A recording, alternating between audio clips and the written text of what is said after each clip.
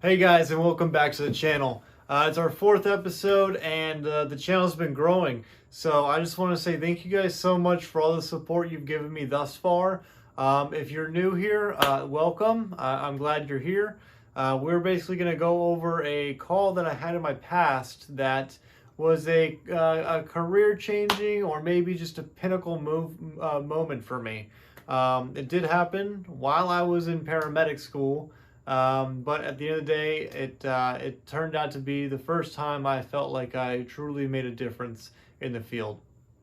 So if you enjoy the video, just a small call to action, please like and subscribe to the channel. And if you hit the alerts button, you'll know every time that I post a video, which is at this time every other Sunday. So without further ado, let's go ahead and get into the story. Now, this particular day wasn't a really big busy day for us guys, which isn't exactly ideal when you're on your clinical rides because, well, at the end of the day, you only have so much time in clinicals, so you want the most exposure possible during that time. So it just happened to be one of those days. It was a little bit slower, and we were hanging out at the station. We were in the recliners or whatever, watching TV, whatever it might be, and the lights came on. And the PA over the speaker said, Rescue 32, we need you to respond to an allergic reaction. Now, this far into my career, guys, every allergic reaction that I had gone to wasn't really an emergency. It might be a rash or whatever it might be. But today, we're going to find out that it's going to be different. Alright guys, so we jump up to get out of the station. On the way out, you grab the Tarango. Tarango basically says what the 911 caller said and the quick demographics. So we grab that.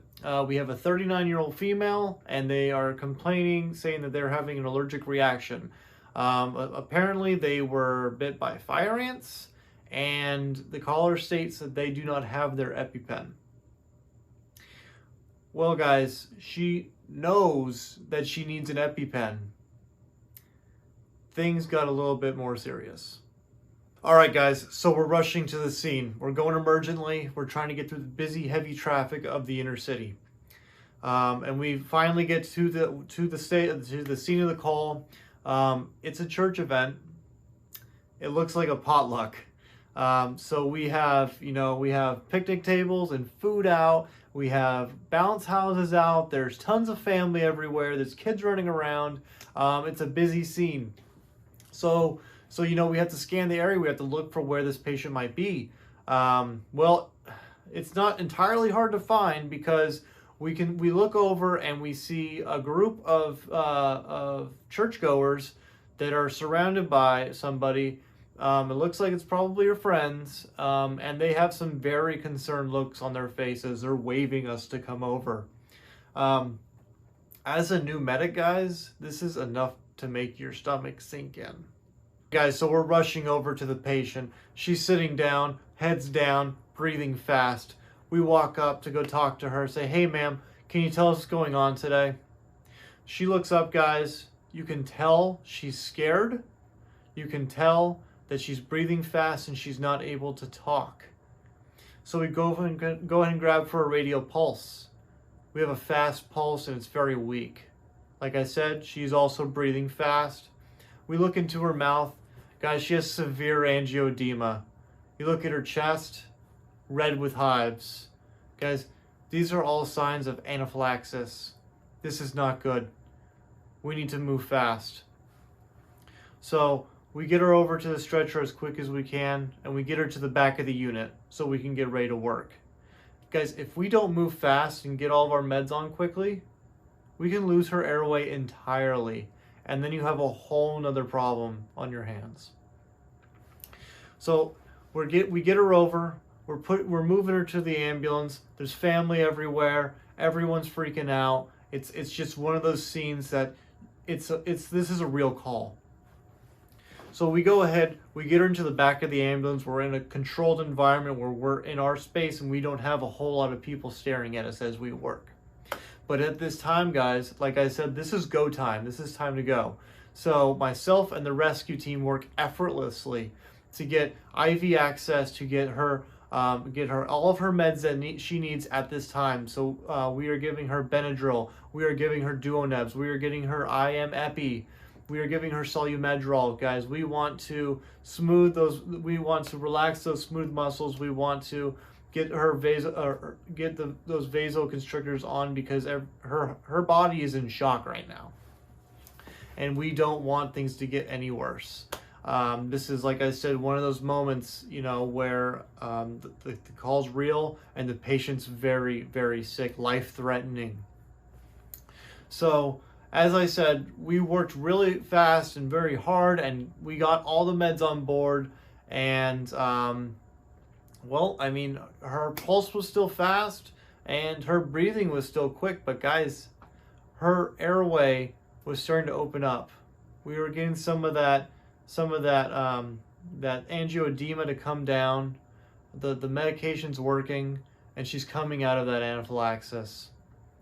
Guys, we're getting her over to the hospital, you know, just spend that time with her, just trying to get her to coach, get to breathe, try to relax, you know. But at the end of the day, like once we maybe like 10 minutes down the road, you know, she's finally able to talk to us again. And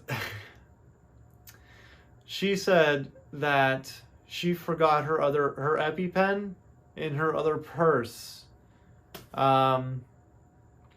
Well, I don't think that she's gonna make that problem. You know, she's not gonna make that mistake twice.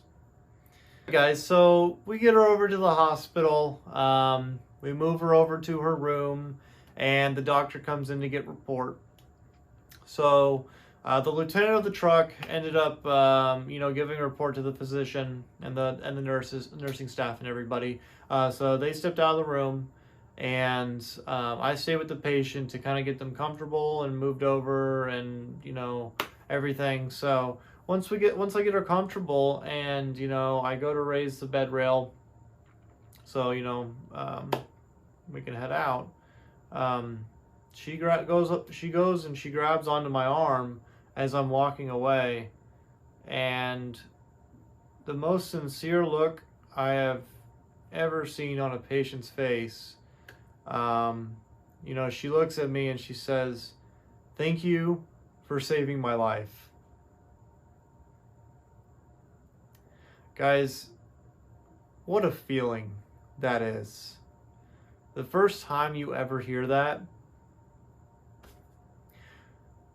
it's gonna stick with you the way it stuck with me. And I'm a big believer in remembering your good calls and your bad calls. You know, learn from your bad calls and just cherish the good ones. Guys, we get told, you know, thank you for your service all the time, and people are saying it to be nice and to show their appreciation. And you know, I mean, we do appreciate that, and we love to hear that, and we really do appreciate the support and the love that we get from everybody else. But it just hits different, you know, when it's coming from somebody that you actually saved. So for all of you watching, you know, if you haven't had that moment yet, you know, it'll come, and you're gonna remember it just the way I have. And I'm sure anybody that's been in my shoes can say the exact same thing to you. So at any rate, guys, thank you for watching. This is just one of those moments in my career that I will always hold on to, as I'm sure you will in your future. If you did like it, please go ahead and like the video. If you haven't already subscribed, I would appreciate you subscribing, becoming part of the community, and you know, that way you can be alerted whenever I do come out with new content.